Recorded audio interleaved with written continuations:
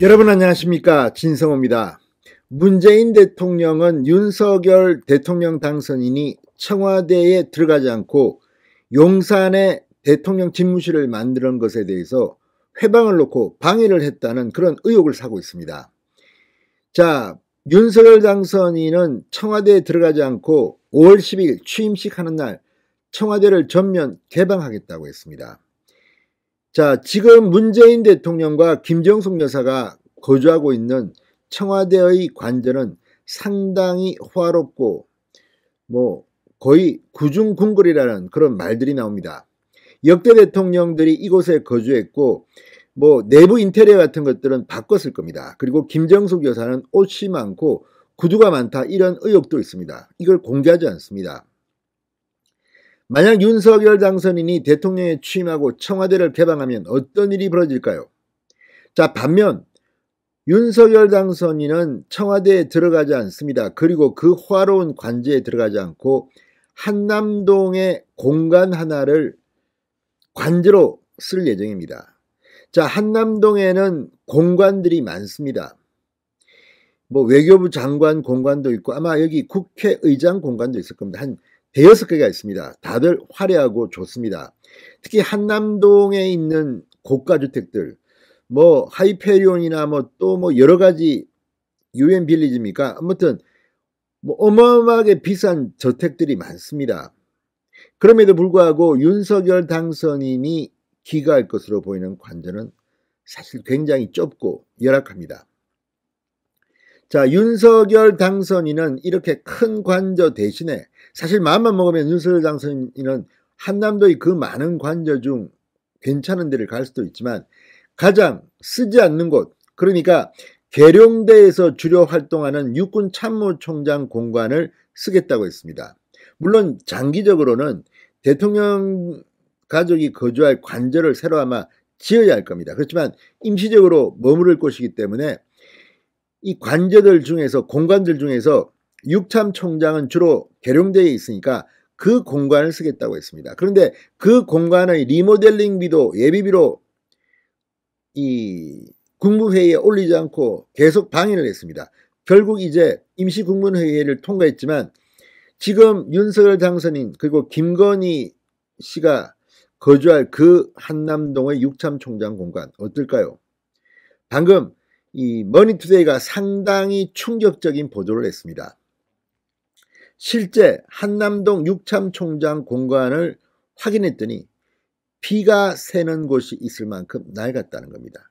한 달에 한두 번 정도만 육참총장이 온답니다. 그러다 보니까 거의 관리가 안 돼서 정말 사람 사는 집 같지도 않답니다. 이런 곳을 윤석열, 김건희 부부는 들어가는 겁니다. 문재인, 김정숙 여사 두 부부가 보면 부끄러운 줄 알아야 합니다. 아무튼 윤석열 당선인은 아마 바로 들어가기는 힘들 것 같습니다. 그 정도로 지금 열악하다고 합니다. 진성호의 직설 시작합니다. 방송에 앞서 아직 진성호 방송의 구독자가 아니신 분은 붉은색 구독 버튼 눌러주십시오. 더 좋은 방송으로 보답하겠습니다. 청와대의 그 구중궁궐이라는 문재인, 김정숙 부부의 관저.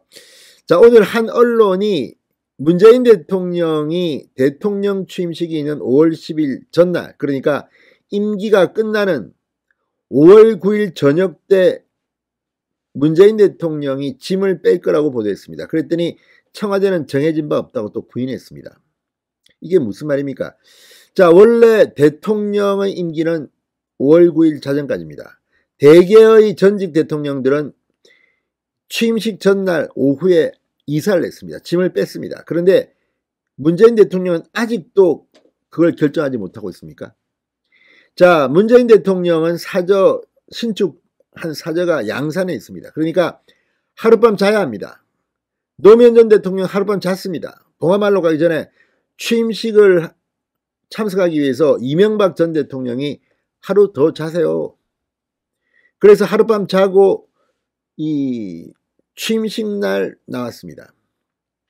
문재인 대통령은 어떨까요? 자, 언론은 문재인 대통령이 전날 나와서 이 서울의 모처에서 하룻밤 자고 취임식에 참석한다고 보도했는데 이게 아니라고 청와대는 부인을 했습니다. 마지막까지 청와대에 있고 싶은 모양입니다. 그만큼 청와대 관저는 호화롭고 화려한 모양입니다. 그러나 윤석열, 김건희 부부가 살 집은 아주 열악하다고 합니다. 자, 머니투데이에 따르면 리모델링 후 입주할 예정이던 한남동 육군참모총장 공관 건물의 노후도가 너무 심해서 내부 수리 시간이 아주 많이 걸릴 거라고 합니다. 그래서 바로 들어가기가 힘들다고 합니다. 서초동 자택에서 한동안은 출퇴근해야 될 것 같습니다. 인수위 관계자는 당선인이 거주할 예정인 한남동 육참총장 공관은 5월 10일 당장 입주가 어렵다. 리모델링이 완료될 때까지 당분간 서초동 자택에서 출퇴근할 것이다. 왜 그럴까요? 1975년에 지어졌다는 육군 참모총장 공관, 상당히 노후도가 심하다고 합니다. 충남 계룡대 인근에 있는 공간에서 육참총장 가족은 주로 귀가합니다. 한남동 공간은 한 달에 불과 1, 2회만 사용했고 거의 반공실처럼 제대로 관리가 안 되고 있다는 겁니다. 이것도 말이 안 됩니다. 아무리 그렇지만 공간인데 이렇게 관리를 개판으로 합니까? 인수위 관계자는 한남동 육참총장 공간은 대법원장, 국회의장, 외교부 장관 공간을 비롯한 인근 6개 공간 중 면적이 가장 작고 노후도가 심하다. 자주 쓰지 않아 반공실 상태로 방치돼 비가 새는 곳도 발견될 정도로 건물 상태가 열악하다고 말했습니다. 자, 한남동에 국회의장 공간은 저도 가봤습니다만 아무튼 이게 다 있답니다. 굉장히 큰 좋은 공간이 있는데 윤석열 당선인은 가장 작고 열악한 육참총장 공간을 선택했습니다. 자, 아마도 지금 이 리모델링 업체와 계약을 맺었다고 하는데 시간이 많이 걸려서 5월 달에는 못 들어갈 것 같답니다. 김건희 씨 살 집을 구했는데 그 집이 저 정도일 줄은 몰랐을 겁니다. 자, 어쨌든 문재인 대통령은 그 호화로운 곳에서 잘 살았습니다. 윤석열 당선인은 열악한 곳으로 갑니다. 리모델링이라도 제대로 하기 바랍니다. 신성호의 직설이었습니다. 여러분 감사합니다.